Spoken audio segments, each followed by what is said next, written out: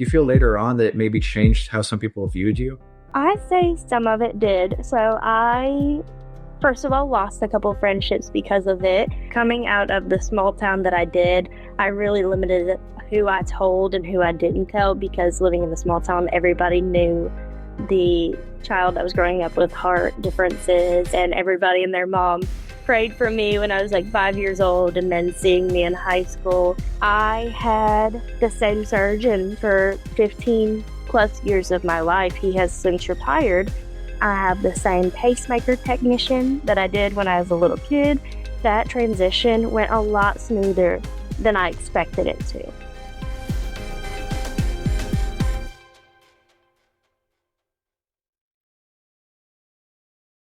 This is The 1% Heart, a podcast about the millions of people living with congenital heart defects.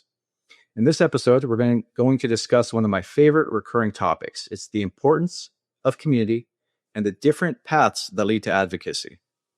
Our guest today is Brook Dorris. Brook is a patient advocate, and a high school special education teacher specializing in learning and behavioral disorders. She's also a CHD patient living with a double inlet left ventricle and transposition of the great heart vessels, a third-degree heart blockage, and is dependent on an internal pacemaker.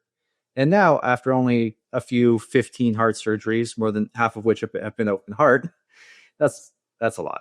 She agreed to come talk to me, tell us her story, and tell us how she's turned that journey into passionate advocacy. Now, speaking of advocacy, Brook is on the Adult Congenital Heart Association's Patient Family Advisory Board, Norton's Patient and Parent Advocacy Panel, and is, in my opinion, one of the most critical members of the Nashville Walk for 1 in 100's Planning Committee, coming up here on April 5th. Needless to say, we're going to have a lot to talk about. But before we get started, here's my normal disclaimer. Nothing said here constitutes medical advice. Let me say that again. Even though we are speaking professionally, this is not medical advice. These are our own opinions, experiences, and stories. I also need to include a trigger warning here, as we're going to discuss medical problems, related traumas, so listener discretion is always advised. With that out of the way, Brook, how are you? I'm good. How are you? I'm doing well. I appreciate you taking the time to be here today.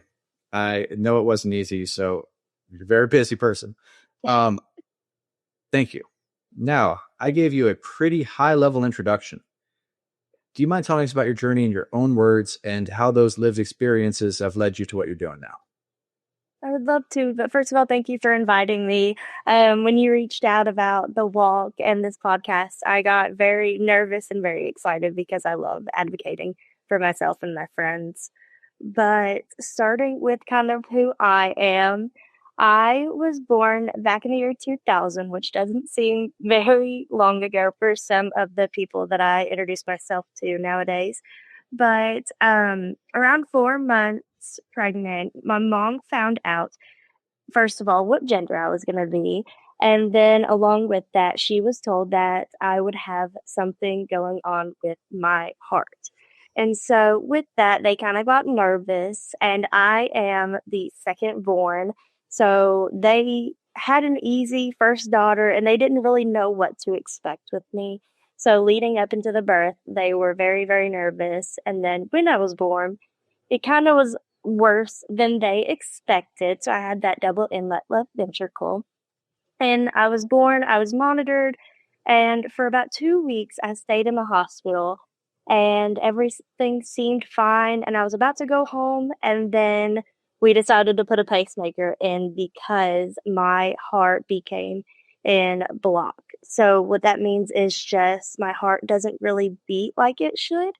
And so that pacemaker gives me every single heartbeat that I have. It is completely man-made at this point, and that's how I've lived. And that was my first surgery at 2 weeks old to get that pacemaker. And then fast forward a little bit, I was 5 months old when I got my first open heart procedure. And it was successful, but that's not all that I needed. So since then, I have faced multiple surgeries. Some went great, some did not. I've had a kind of major pacemaker infection, and that has led me to having around 6 or 7 different pacemakers at this point. I survived a stroke and a few seizures that followed the stroke growing up. And so I think you said I was about at 15 surgeries. And when you get up to that number, it's kind of hard to keep track based on qualifications of surgery slash procedures. So that's kind of where I am now. My last open heart surgery was 5 or 6 years ago. It was a complete open heart with the pacemaker and wiring getting taken completely out and replaced. And that happened when I was in college. So that was the most, like, the hardest transition you could have when you're having fun at college, being a normal person. And then you have that open heart surgery right in the middle of that. And you kind of have to break it to everybody why you're not hanging out with people over the summer. I can imagine your college friends didn't really know what to make of that. So they knew a little bit about my heart. So I was in a sorority and I told them a little bit about it. I said I had heart stuff, but they didn't really know the extent. So one day I just texted a couple of them and said, hey, just send some prayers for me. I am a religious person. My family is very religious. So I said, hey, just send a few prayers for me. I'm going to have open heart surgery tomorrow. And so You waited until the day before to tell that. I kind of did. I did. So That's I just kind I told everybody after my last one, but I was 18, so I was just kind of mean. well, I was 19, so not much different. So it was just kind of, hey, like something's happening, send some prayers. I'll let you know how it goes. So it was that mindset of, hey, I don't want anybody causing a big issue about it, but also like I'm kind of worried, so send some prayers. So it was it was a wild time, and everybody kind of thought I was playing it up a little bit when I said open heart because they didn't know much about it. Right. And then they're like, oh, okay. So that was my last one around 19. That's the last big one. I mean, college is a fun but difficult time for anyone. Do you feel like giving them that information? Maybe at first everyone has a different reaction, but do you feel later on that it maybe changed how some people viewed you? I say some of it did. So I, first of all, lost a couple friendships because of it. And it's not because of the heart itself, it's just because of how everything within friend groups and college and classes are handled. Sometimes just those created a distance. And others, it really brought them closer to me. My husband and I have a couple that we are very good friends with, and we were hanging out with them a few weekends ago, and they knew a little bit about my heart. And so they know how to kind of talk about it. But I, first of all, didn't really tell them much about it while we were in college. So I finally sat them down a couple weekends ago and told them the main thing. So telling them a little bit about it kind of brought them in and understood why I do certain things, why I'm careful, what my day to day looks like. But if I learned that if I told too much, then they would kind of act like I was fragile. And so, That's kind of what I was building up to. Is I remember how people would react and how they would. Fragile is a good way to say it, but it's almost like they infantilization. They treat you like a porcelain doll or a baby, no matter. I'm going to say to you one of my least favorite things to hear, and something that's somewhat offensive. But talking to you, looking at you, you can't tell that there's been anything, and I'd like to think I'm the same way. And when someone says that to me, it stings. But then when they start treating me differently, so I can imagine that was just another thing to navigate during college. right. And so, coming out of the small town that I did, I really limited who I told and who I didn't tell because living in the small town, everybody knew the child that was growing up with heart differences, and everybody and their mom prayed for me when I was like 5 years old. And then seeing me in high school, it kind of follows you. And so, when I went off to college, I was very careful of who I told and who I didn't tell because of that. Yeah, I've mentioned this on a few other episodes, but I kind of had a different experience of a bigger city, and I lied and hid everything I could from everyone I could. And as I grew up later, as I'm older now, and I'd like to think I'm matured a bit, I almost regret that because of the people that might have also had the defects, or just the fact of telling my story and showing that I'm doing all this stuff like a normal person. I hate to say it that way. Do you ever feel like, and it must be different because of the small town aspect, but should we have been louder growing up, or do we just have to handle it for ourselves first and think about helping others later? And that, as you're doing with your 16 different advocacy panels. Oh, 16. I wish I had the time and energy for that. But honestly, for me, I felt like kind of hiding it when I was younger was the best case for me because I grew up going to a camp for kids with heart disease. And so I started that when I was 7 years old. So I knew a few people with either my defect or close to mine. And so when I had to rant or get something out, I would be able to talk to them. But other than that, in my hometown, I think it was kind of best for me to keep it close to my chest, no pun intended. But because you have a third grade teacher and her daughter is in your homeroom class, or you have your mom that's a teacher and she knows all the other teachers, so they have eyes on you at all times during the school day to figure out if you're going to have a heart episode in their class. So Word I spreads quick in flew. a small town. It does spread quick in a small town, and when something is as major and large sounding as something like we have, it spreads mostly with negativity instead of the resilience. So I've heard stuff, I heard friends and teachers say, like, oh, I was so worried to have you in class or be next to you at this time because I didn't want something to happen with your heart. So hearing those things in the small town are reasons why it's kind of good to keep it close to your chest. But college is completely different because I got to create who I was. I went off 3 hours away for college to get away from that stereotype. And I flourished. I loved it. I joined the sorority. I learned to advocate for myself, whether it was dorm situations or if it was classes or if my heart was acting up. So, any of those advocating strategies, I learned there because I wasn't being protected by everybody already knowing. Yeah, and that's actually a great transition to my next set of questions. It's so you're in college, your mom's a teacher, but you chose to specialize in special education and behavior. Learning and behavioral. So I so when I was in high school, I got very, very close with a special education teacher. And she just let me open up to her. She had seen so many kinds of disabilities or defects while writing the special education paperwork. And so she knew about a lot of health stuff, a lot of different disabilities. And it kind of opened my eyes that there were more disabilities and more things in the world than heart disease. I'm not the only abnormality in the world. And so she let me open up to her and it kind of drove me to it. And so when I went to college, I first started with elementary education. So I have my degree to teach general ed K through 5. And I loved it, but that's not what I was being called to do.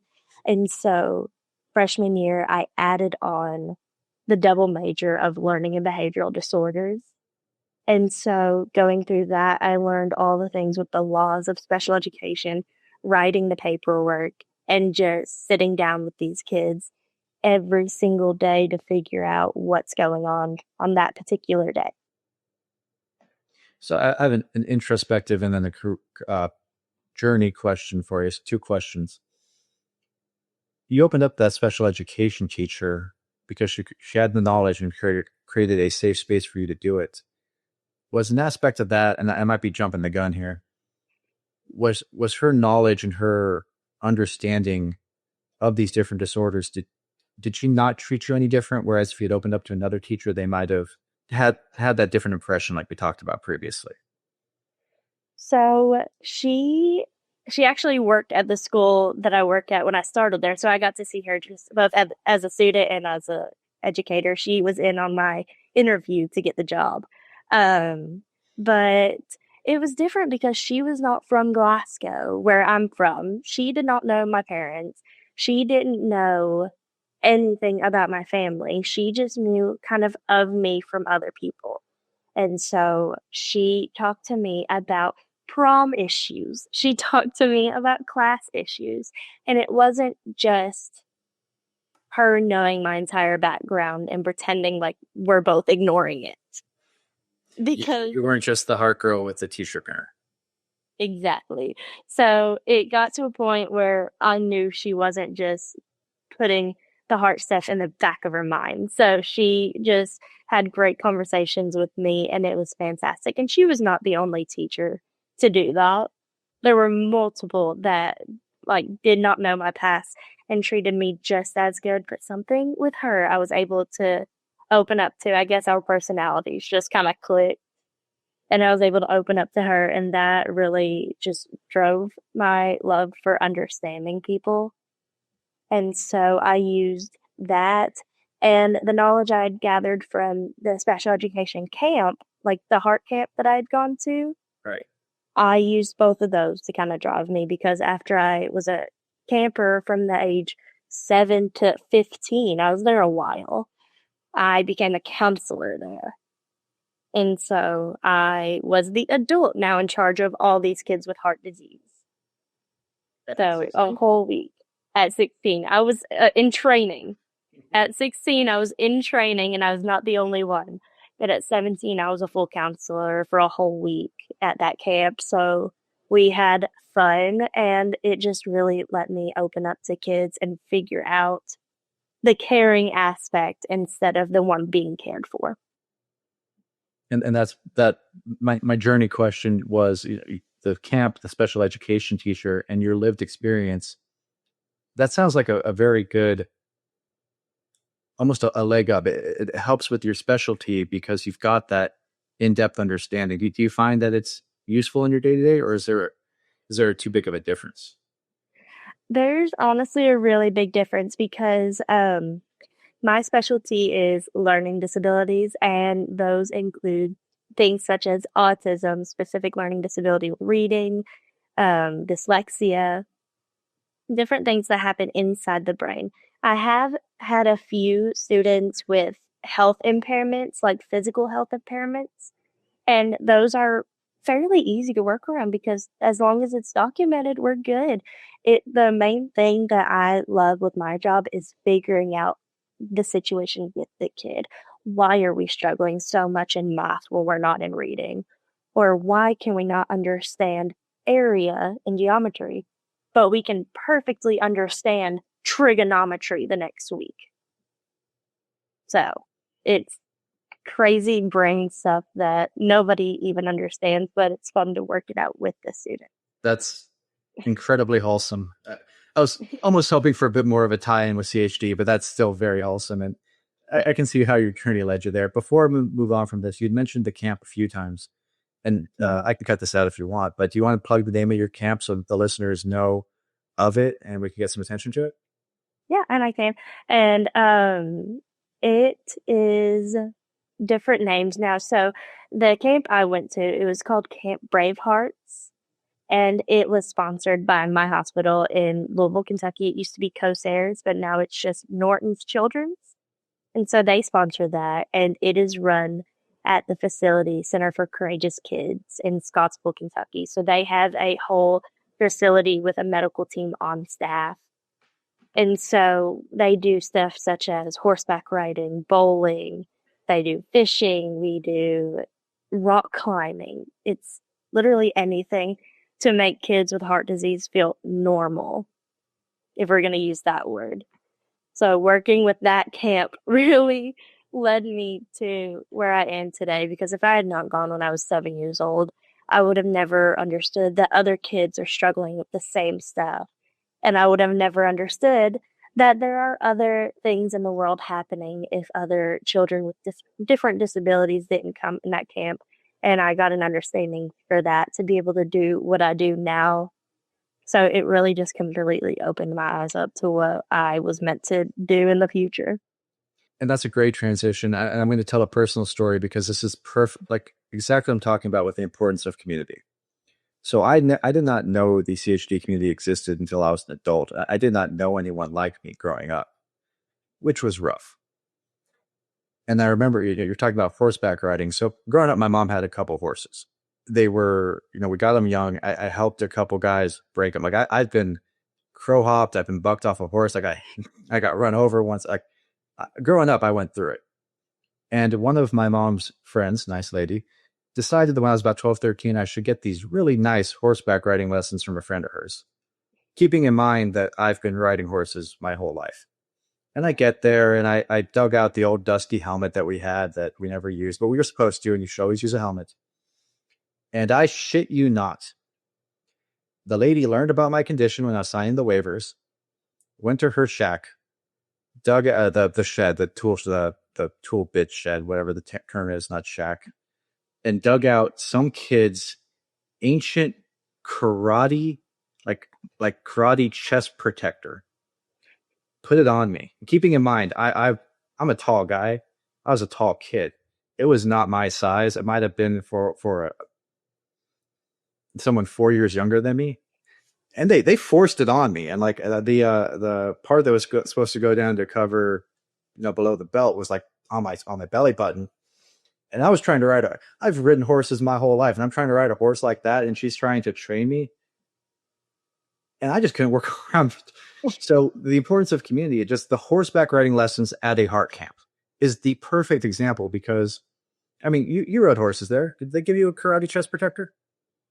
We got helmets, and there was a counselor who led the reins, and that was it. That was completely it.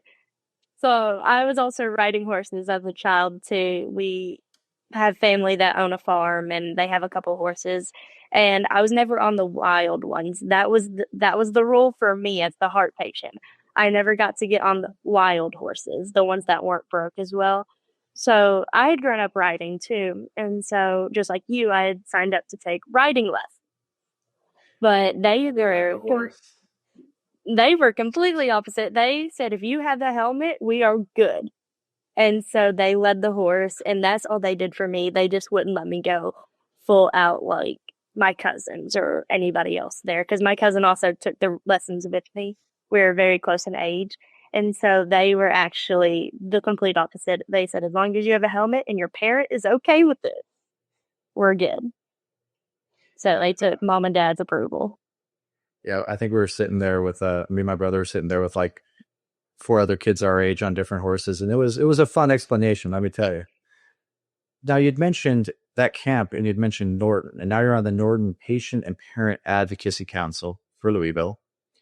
What does that mean? I'm pretending. So, oh, you did Google it? Yeah, but Perfect. So my hospital, Norton Children's, it started just like Pediatrics. It was the cardiac wing of the pediatric hospital. And then they opened up their adult congenital section. And I have no idea when they opened up. I'm going to be completely honest. I just found out about it as I was reaching adulthood and was going through it as myself.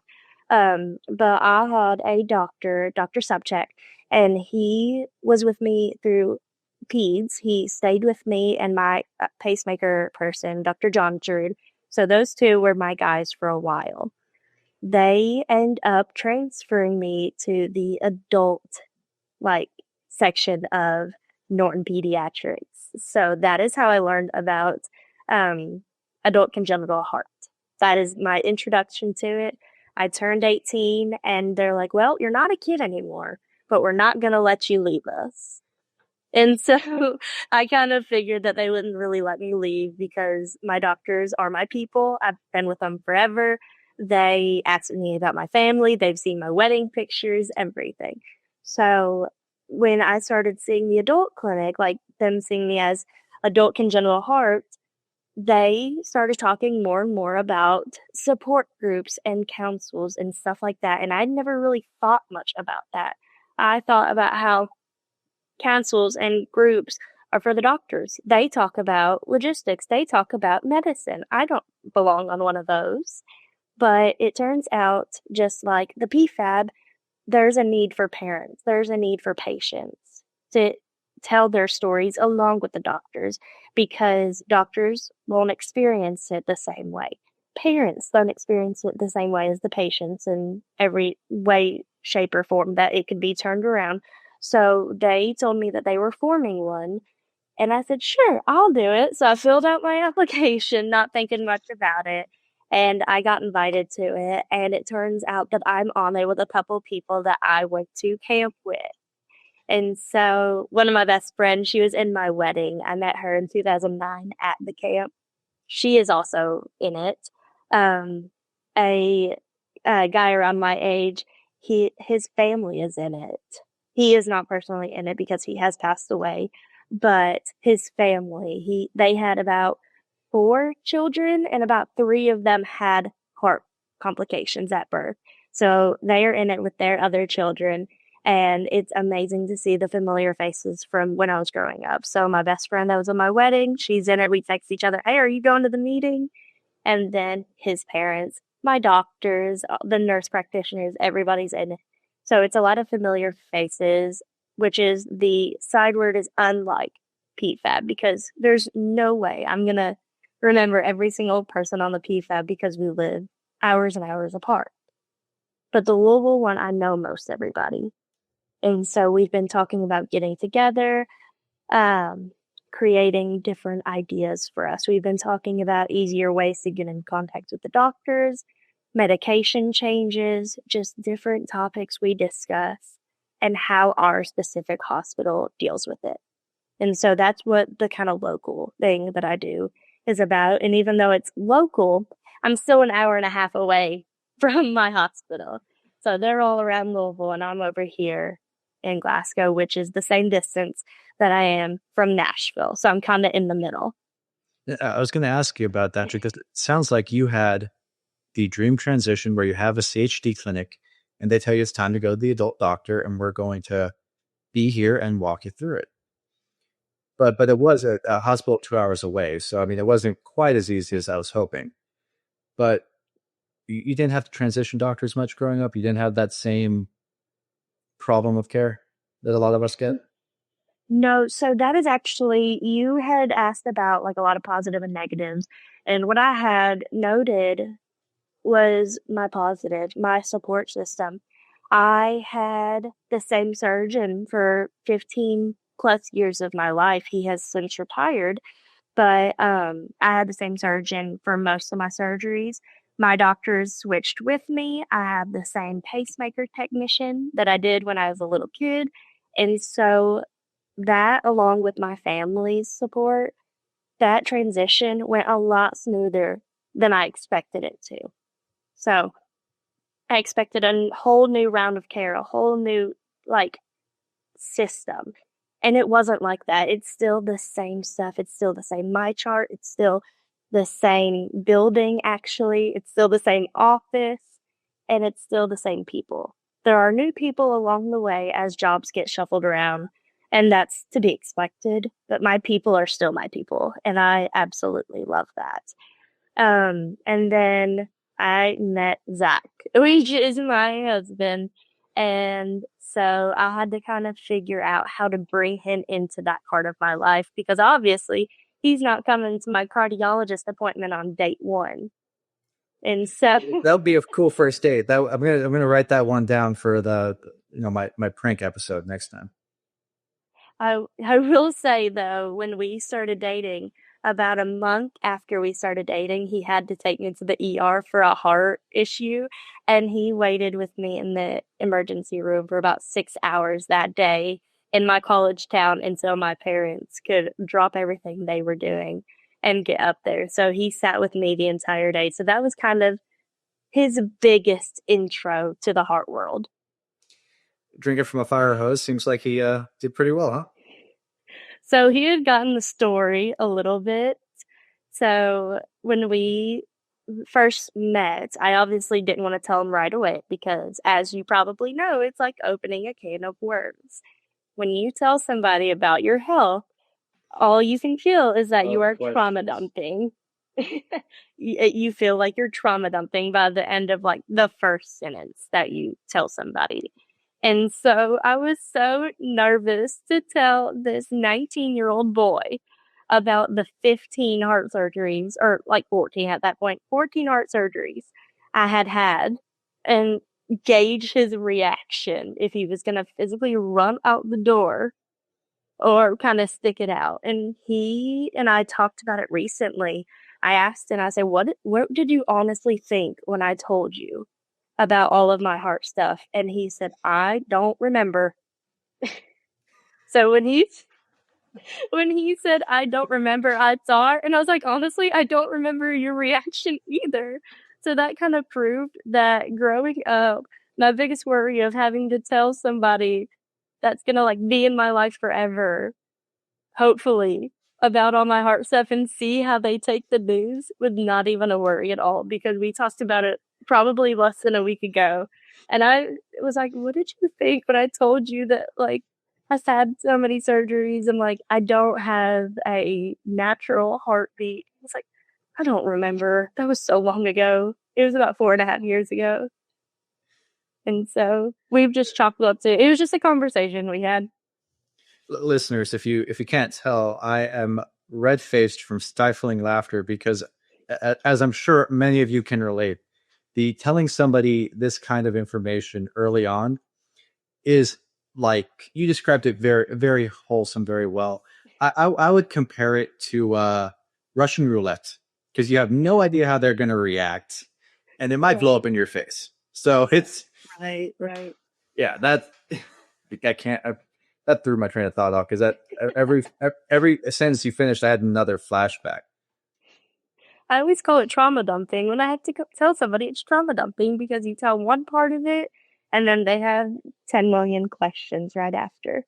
And that's actually this is a great tie-in. So you had the transition, and they put you on the advocacy board, and you realize. No, I have a feeling I know how this played out, but how did this advocacy board lead you to more comprehensive advocacy, let's say, and the you said PFAB earlier, the Adult Congenital Heart Association's Patient Family Advisory Board, of which we're both members. And I know how you end up on the National Walk Committee. I kept saying, hey, it's only a couple hours away. It's fine. It's fine.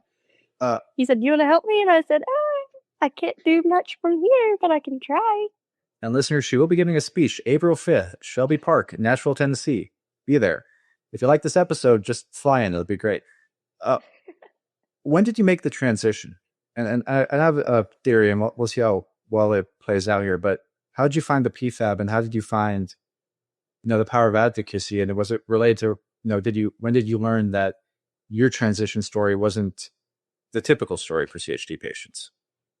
So, Dr. Subcheck, my doctor, he said, hey, are you a member of the American Heart Association? And I said, no. I said no because I'd never signed up for anything. I'd never been a part of anything. He said, well, I think you should sign up. And then there's a council that I would really like you to try to be in because whenever you talk to us, you seem like you like talking about it, which I'll talk to my doctors all day long. You don't have to try to get me to do that. I've known one since I was about 10 or younger, but he told me that I should sign up for it. And I was honestly very, very scared because at that point, I did not do a lot of advocating for myself. I was still in that point of trying to hide it and keep it close to my chest because, it was easier that way. It was easier to be seen as normal than having to explain why you do everything and what everything means. And so I was terrified to fill it out. I filled it out and I was like, I still don't know about this.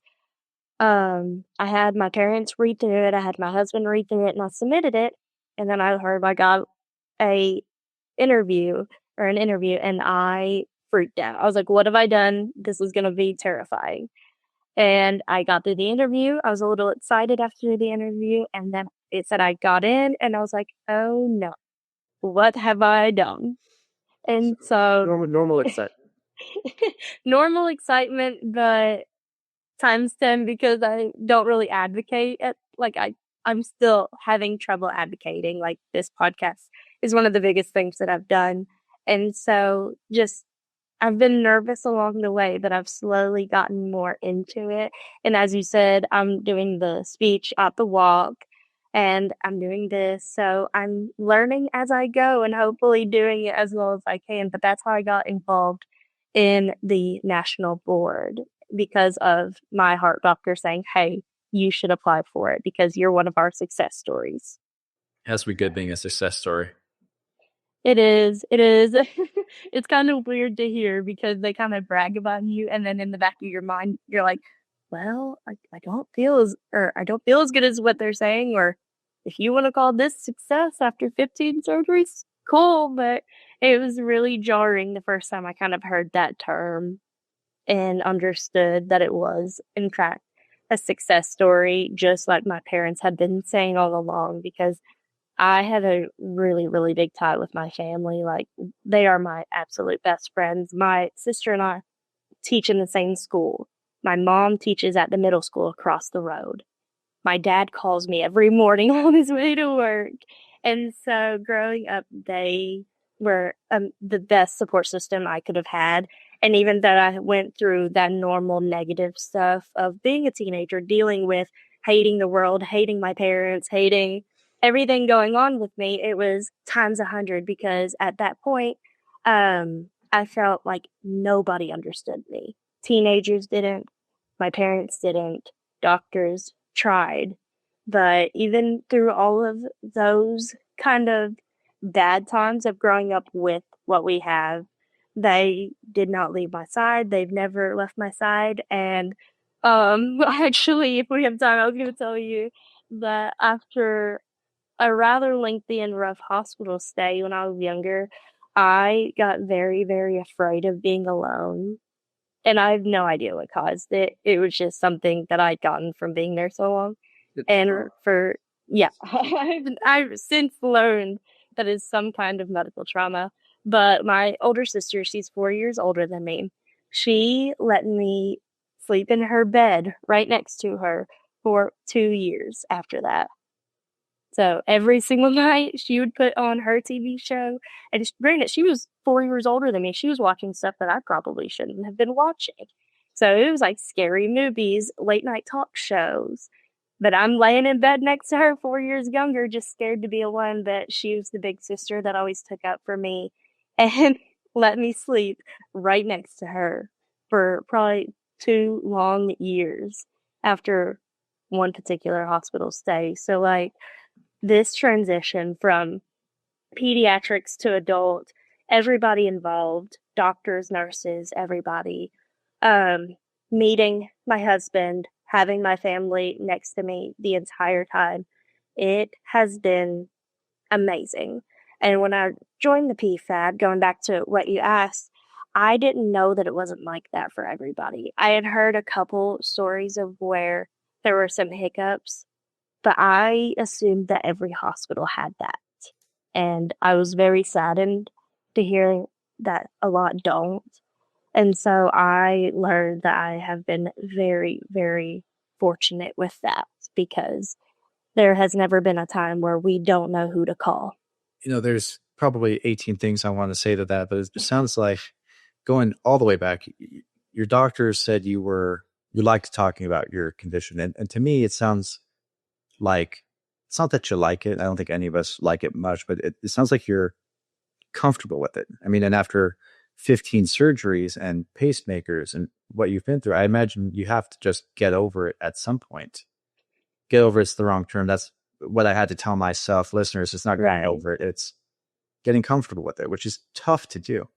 And it sounds to me like that's why, I mean, you didn't realize you were a success story, but you're so comfortable with talking about your journey that they put you on the board, they had you apply to another board. And it seems like that's your path to advocacy, is learning that just being able to tell your story like you do is powerful. And it's helpful because you can stand there and go, I mean, you've had more surgeries than most people maybe anyone I know for heart. And for heart. And you're sitting there going like, I'm still a success story and I had this great transition. Why doesn't everyone have this? And that's a very powerful way to frame it. And something else you had said about, your sister. I have a brother he doesn't listen to the podcast. So I'll say he's a bit of a shit, but he's barely 16 months younger than me. And the way, I mean, he was the youngest person in his grade. I was one of the older ones in my grade. So we were a year apart, really. Mm-hmm.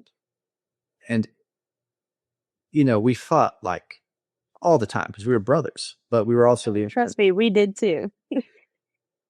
But anytime there was a heart hiccup or a surgery, or someone giving me what's wrong with your chest, the scar, the indent, I could say anything and he'd back me up. Or someone, they couldn't bully me because they'd be picking a fight with us.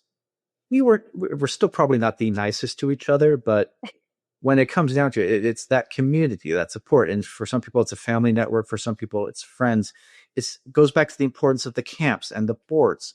It's so that people like us know they have a community, because it is such a different path when you don't have someone.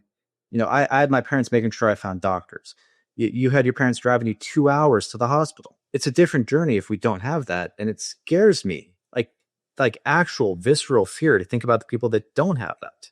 Right. I understand what you're saying because it's terrifying. Yeah, and I'm very happy you're finding your path to advocacy because of the power of the story. And I know, even talking to you for the little bit that we've known each other, that when you were going through your stuff, it was terrifying for you. When I was going through my stuff, it was terrifying for me. It's going to be terrifying for everybody, no matter what. And even though we kind of fake it till we make it, at least I do. I don't really 100%. like it. 100%. I still hate talking. And I have a podcast, and I still hate talking about it. My thing is I laugh. So when I'm telling somebody my heart stuff for the first time, my thing is I giggle through it. And I guess that's a coping thing for them, to make them feel comfortable, because that's a heavy subject. But no matter what, it's going to be terrifying. And I had a great story of transitioning. Your parents found everybody you needed from what you had just mentioned. But with that added stress, I can't begin to imagine when they don't have the support system we have, or the hospital that I had growing up where I knew where to go. I'm with you. I didn't realize that laughing through it was a coping mechanism, because I tried to hold a straight face through it, but I think it was actually my little brother that mentioned, like, I'm allowed to laugh and make light of it, because it's my trauma. Yeah, it was not great, but also it's my life. It's not like I can change it, and I'm allowed to. If someone can tell me about how they swam track in high school, I can tell them about, when I found out that I had to have a heart surgery at 16, and how I was debating breaking up with my high school girlfriend over it, because I didn't know what to do. And to me, that's funny, but you say it to the wrong person, and the look they get on their face of this. I've been in Tennessee too long, so all I can picture is someone going, "Oh, bless your heart." It's almost dismissive, almost condescending. There's a term for it, but it's not great. Now, I'm going to get to the big question here in a minute, but we've talked a lot about the negatives and the positives. Mm-hmm. Someone who's been, I'll say this as cleanly as I can. So someone like you, who's been through the fucking ringer, 15 surgeries, pacemaker since 2 weeks old, was it? Yeah. 10 days? 2 weeks old, 14 days. Let's say someone listening to this podcast is a teenager, young adult, or an adult that just found out that just found out about their condition, or just found out they're going to have a surgery, or even just found out they're going to have another surgery. I mean, there's practical things you can do, and there's a mental approach you can take to it. What advice would you give? The healthy way to cope, I should say. Okay, I feel like you were adding both of us when you said the healthy way to cope. Like, that felt very much like we don't do the healthy way. Oh, no, I'm making fun of myself. I know, I felt it too. Oh, so let's hear how you cope through it. I kind of joke about it, and that's bad. The advice I would give would be to first of all realize that you're not alone in anything. Like, surgeries are new, they're scary. There's 1.5 million different ones. So no one's going to have the exact same path that you are going to go down, because I've shared a lot of the same surgeries with a lot of different people. Nobody's had what I've had before because of different complications I've had. And it's okay to not understand it, because you're going to try to wrap your brain around it, and you're going to try to understand why this is happening. And you will never wrap your brain around it you will never be completely okay with it, and you're going to have moments where you have to break down a little bit, whether it's crying, whether it's journaling, whether it's just honestly sitting and staring at a blank wall for hours and trying to process what is happening with you. You're never going to fully absorb it, and whatever mechanism you need to do is going to be okay for that time, because nobody's been through it exactly how you are. So nobody's going to be able to tell you exactly how to handle it. You just kind of have to experiment as you go and figure out what works best for you. So give yourself the space and the grace to feel the many, many different emotions you're going to go through. Right. Yes, you will never. Yeah, keep kind to yourself. You're never going to figure out why or what's going to happen, but you have to give yourself grace and be kind, because your body is trying to do what it's supposed to do. It just needs a little help along the way. And that's what the heart disease is because of. It just needs a little help. You said that there are 1.5 million different surgeries, and you've shared some surgeries that other people have had and some similarities. And something that always really stuck with me when I put it together was that, growing up, we were told I was 1 in a million. My life was 1 in a million. And that might have been the case for my specific combination of the 3 defects. But when you expand the universe to include people with one of those 3 defects or a similar defect or any CHD, you quickly learn that I'm not 1 in a million. I am 1 in 100, meaning the 1 in 100 kids born today with a congenital heart defect. So tell me, how important is the Walk for 1 in 100, specifically the National Walk for 1 in 100 you're helping plan? So I am there. Yeah, that was good, right? I'm fortunate to be in a committee with you, Preston. I was sitting through a PFAB meeting, the an advocacy board for the national board, and we got put into our kind of region, and you said, "Hey, how close are you to Nashville?" And I said, "I'm about an hour and a half away, and I can't do a lot in person, like I can't pick up stuff or be at certain things, but I will be at the walk and I will be at every Zoom meeting or Google Meet ready to help in any way I can." So this walk has been honestly my main focus. I grew up in the small town, like I mentioned, and my mom was actually the chair for our local heart walk. That's all it was called. It was called the American Heart Association Heart Walk. And so she was the person in charge. And my name was Brook, Boopies Groupies. And so it has been ingrained in me. I've gone to heart walks growing up. And so when you asked me to be on the committee to plan it, it just seemed as a full circle moment, because I've had so many people donate to it, put it on. My mom ran it for me, and that was all in support of me. So if they did all of that for me, I felt like I could be on a committee and do everything that I could from my portion of the world to give back from what's been given to me. Because however I talked about the small town not being the greatest to grow up with, the disability that I had, for a lot of negative reasons, but a positive one is your mom's friends, your teachers, work friends, everybody rallied when it was needed. And so getting to do that full circle moment has been really important for me. And I'm really excited to be in on it. And I'm excited to be the 1 in 100. Well, I'll resist the urge to cut out the portion where you talked about how I got you into the committee, but I do appreciate you being on it. And I think that's a great way to say it. It's full circle for people like us, and for everyone else, it's showing how, if you're a young patient or a recently diagnosed patient, you're seeing how the community rallies not only behind how your community rallies behind you, and how these different communities rally behind different people. And it gives you that sense of support, belonging, and community. And it makes me feel good to see the look on someone's face when they see that they're not alone when they're at one of these things. We've been talked through a lot, and we might have touched on every aspect of this. but I think you're going to have a good one here. Just something that I always ask every episode, every person, everything you've been through, the surgeries, the connections, the growing up, the heart camp, the horseback riding, it's all coming full circle. But after all of this, what does CHD mean to you? Not the definition, not your condition, but given all that you've personally seen and now all that you've accomplished and all that you know about what other people's journeys are, what does CHD mean to you personally? So I read a lot of definitions figuring this out, and it's really hard. But to me, CHD means that something that I was born with that I could handle.